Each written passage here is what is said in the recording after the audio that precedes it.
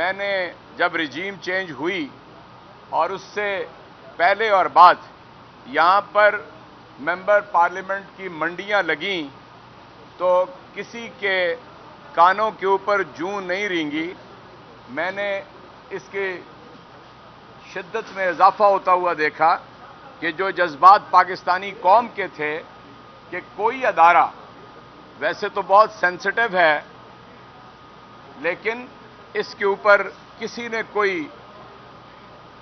Horse trading کے حوالے سے کوئی گرفت نہیں کیا.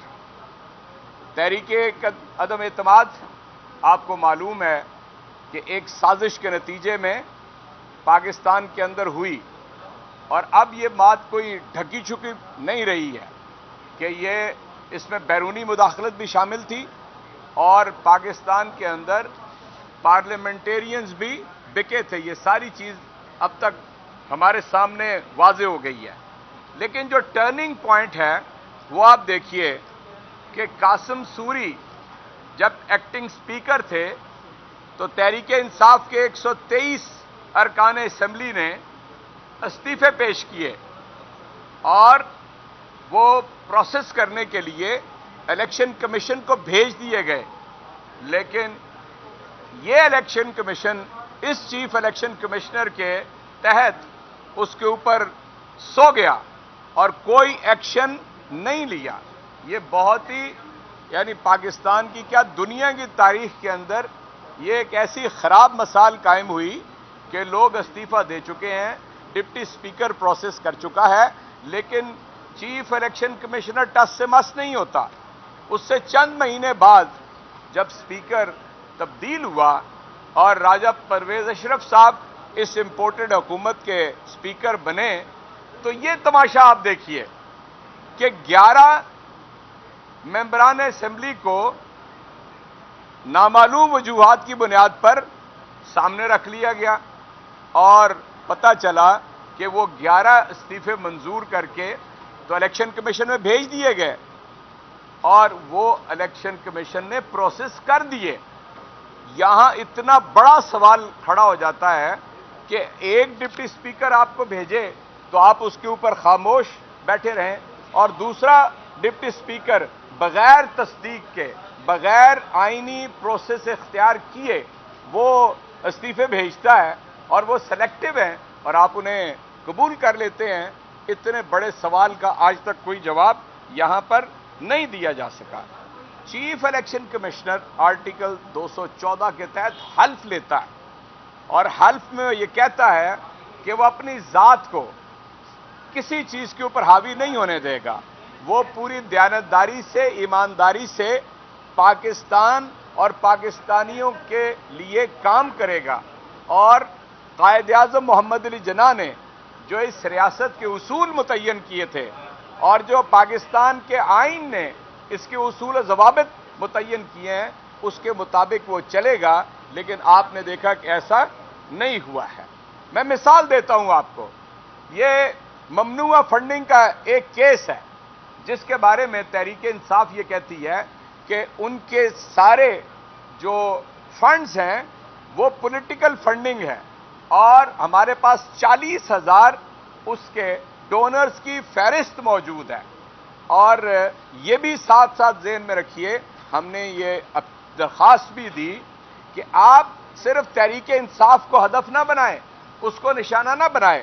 ہمارے اکاؤنٹس تو آڈیٹڈ بھی ہیں اور گیزٹڈ بھی ہیں. اس کے باوجود آپ صرف ایک پارٹی کو ہدف بنا رہے ہیں اور باقی 17 پارٹیوں کو آپ چھوڑ رہے ہیں. لیکن آپ نے دیکھا کہ ان کا رویہ جانبدارانہ ہے اور انہوں نے اس کے اوپر صرف تحریک انصاف کو پینلائز کرنے کے لیے اور انہیں نشانہ بنا کے انہوں نے تحریک انصاف کے بارے میں فیصلہ دیا. اس کے بعد اگلی بات دیکھیے کہ خیبر پختونخوا کے اندر دوسرے مرحلے کا جب الیکشن ہوتا ہے تو گورنمنٹ یہ کہتی ہے کہ موسم ایسا نہیں ہے, آپ الیکشن کچھ پوسٹ پون کر دیں.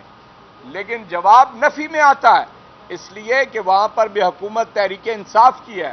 اس کے برعکس سیلاب آنے سے پہلے کی بات میں کر رہا ہوں. سندھ گورنمنٹ کہتی ہے लोकल गवर्नमेंट इलेक्शन के लिए तो वो पोस्टपोन कर दिया जाता है, दूसरी दफ़ा पोस्टपोन कर दिया जाता है, तीसरी दफ़ा पोस्टपोन की दरख्वास्त फिर सामने है और ये चांस तलाश कर रहे हैं कि किसी तरह उन्हें भी पोस्टपोन कर दिया जाए। सिमिलरली पंजाब के अंदर जो इंतखाब 10 सितंबर को होना था, बिला वजह कोई वजह नहीं थी उसकी, इन इलाकों में कहीं पर सैलाब नहीं आया था, कहीं पे शदीद बारिशें नहीं हुई थी, लेकिन जिनके ये क्रोनी हैं, जिनके ये नौकर हैं, उन्हें खुश करने के लिए और अपने तय उनको जितवाने के लिए चीफ इलेक्शन कमिश्नर ने ये किया कि वो 10 सितंबर से 16 अक्टूबर तक, लेकिन अवाम ने जो कुछ इनको आईना दिखाया है, अगर किसी को शर्म हो तो डूब मरे कि उसमें भी तहरीक इंसाफ को 75% कामयाबी हासिल हुई है। और जो बात मैं सबूत के तौर पे जुडिशल कमीशन के सामने पेश कर चुका हूं, वो ऑडियो लीक्स हैं। वो ऑडियो लीक कि जिसे वक्त के प्राइम मिनिस्टर, हम तो उसे क्राइम मिनिस्टर कहते हैं, उनने उन ऑडियो लीक्स की तस्दीक की है। उसके अंदर वज़रा की गुफ्तगू को, वो सारी कॉपी आपको हम पेश कर देंगे, उसके ट्रांसक्राइब किया गया है। उसमें एक वजीर दूसरे से, दूसरा तीसरे से, तीसरा चौथे से गुफ्तगू करते हैं और बिल्कुल वाज़े तौर पे, यानी यहां पर मैच फिक्स नजर आता है, कनाइबेंस नजर आती है इलेक्शन कमीशन की, और ताकि वो उनके हुक्म के मुताबिक, और आप इसका तुर्फा तमाशा आप ये देखिए कि एक मुजरिम, एक मफरूर, उससे इजाजत लेने की बात की जा रही होती है।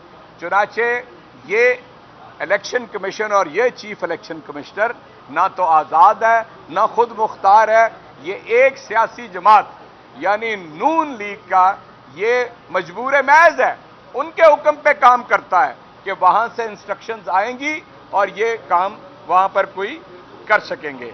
चुनाचे ये हमने जुडिशल कमीशन ऑफ पाकिस्तान के सामने अपना रेफरेंस दायर किया है और हम ये तवक्को रखते हैं कि अदलिया जो है वो इंसाफ करेगी और इंशाअल्लाह ताला ये कैफरे किरदार तक पहुंचेंगे।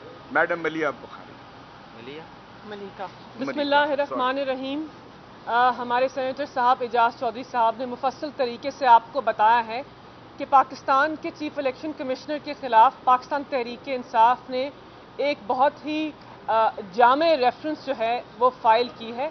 पाकिस्तान तहरीक इंसाफ का बड़ी देर से ये मौक़िफ़ है कि पाकिस्तान के अहम आइनी इदारे के जो सरबराह हैं, जिनका किरदार पाकिस्तान के आर्टिकल 218(3) के नीचे ये है कि उन्होंने पाकिस्तान के इलेक्शंस के अंदर शफाफियत से इलेक्शंस के अमल को आगे बढ़ाना है, ईमानदारी और शफाफियत से। इलेक्शन कमिश्नर वाज़े तौर पर अपने इस आइनी किरदार से तजावुज़ करते रहे हैं।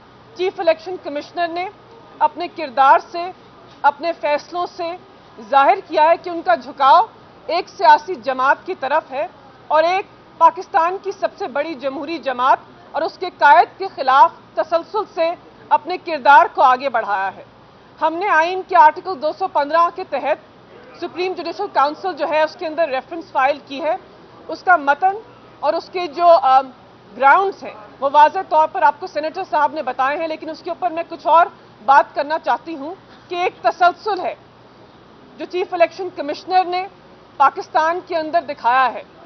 एक जानिबदारी का तरीक़ेकार है, चाहे वो ममनुआ फंडिंग का केस हो जिसके अंदर आला अदालत का तहरीरनामा वाज़े है कि आपने पाकिस्तान की सारी जमहूरी जमातों के खिलाफ पाकिस्तान के कानून के तहत, इलेक्शंस के लॉ के तहत आपने तहकीक के अमल को आगे बढ़ाना है, लेकिन इलेक्शन कमिश्नर ने आज तक सिर्फ एक सियासी जमात के खिलाफ ममनुआ फंडिंग के अमल को आगे बढ़ाया। इसके साथ साथ पाकिस्तान तहरीक इंसाफ के चेयरमैन और पाकिस्तान तहरीक इंसाफ ने सेनेट के अंदर हॉर्स ट्रेडिंग के खिलाफ, ज़मीर फरोशी के खिलाफ एक पिटिशन फाइल की, एक रेफरेंस फाइल की सदर साहब के जरिए। उसमें कहा कि हम पाकिस्तान के ऐवान बाला के अंदर शफाफ इलेक्शन चाहते हैं।